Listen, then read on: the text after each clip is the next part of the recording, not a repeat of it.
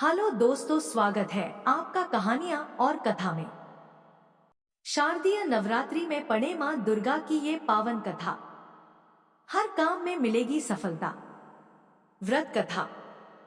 प्राचीन काल में किसी नगर में पीठक नाम का एक ब्राह्मण रहता था, जो माँ दुर्गा का बड़ा भक्त था।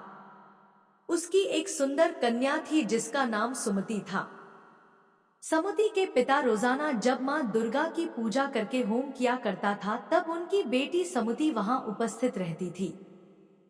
एक दिन ब्राह्मण की कन्या अपनी सहेलियों के साथ खेल में लगने के कारण पूजन में उपस्थित नहीं हुई, जिस पर उसके पिता को क्रोध आ गया और वह पुत्री से कहने लगे, अरे दुष्ट पुत्री, आज तूने माँ भगवती का पूजन नहीं किया है, इस कारण मैं तेरा विवाह किसी कुष्ठ रोगी से करूंगा।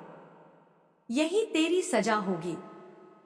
पिता के मुख से ये बात सुनकर सुमति को बड़ा दुख हुआ।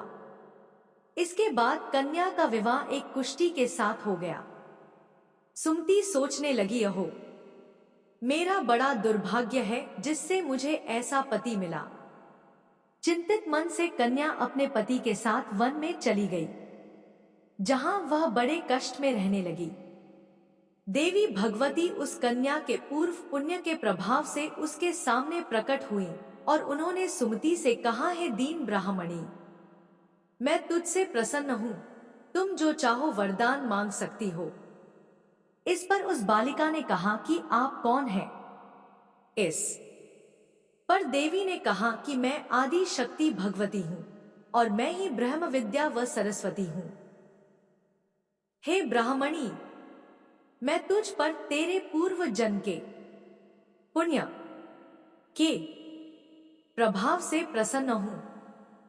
देवी भगवती ने उस कन्या को उसके पूर्व जन्म के बारे में बताते हुए हुआ कहा कि तू पूर्व जन्म में निषाद की स्त्री थी और अति पतिव्रता थी। एक दिन तेरे पति ने चोरी की, जिसके बाद तुम दोनों को सिपाहियों ने पकड़ लिया और जेल में कैद कर दिया। उन लोगों ने तुझे और तेरे पति को भोजन भी नहीं दिया। उस समय नवरात्र चल रहे थे।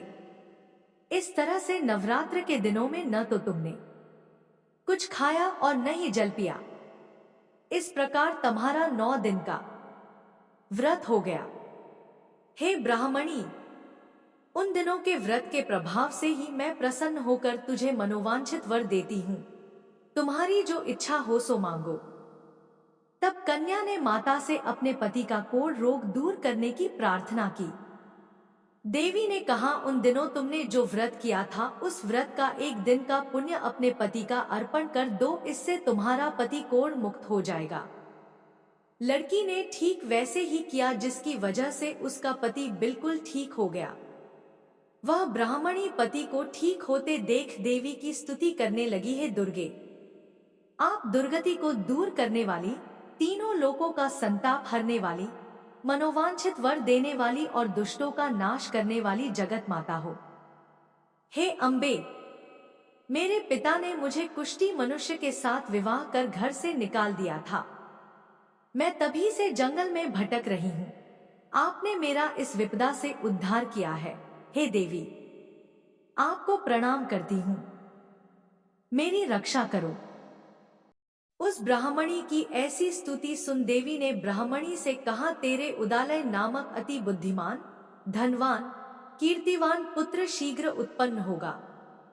देवी ने फिर से ब्राह्मणी से कुछ मांगने के लिए कहा। सुमति ने कहा कि हे भगवती दुर्गे, कृपा कर मुझे नवरात्र व्रत की विधि और उसके फल का विस्तार से वर्णन करे। तब माता दुर्गा कहती है कि आश्विन महीने की शुक्ल पक्ष की प्रतिपदा तिथि से लेकर 9 दिन तक विधिपूर्वक व्रत करना चाहिए।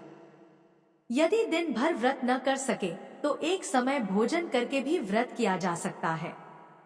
नवरात्रि के पहले दिन व्रत का संकल्प लिया जाता है और शुभ मुहूर्त में घट स्थापना की जाती है और वाटिका बनाकर उसको प्रतिदिन जल से सींचना होता है। महाकाली, महालक्ष्मी और सरस्वती देवी की मूर्तियां स्थापित कर उनकी 9 दिन तक पूजा करें और पुष्पों से विधिपूर्वक अर्घ्य दें। फिर 9वें दिन विधि विधान हवन करें।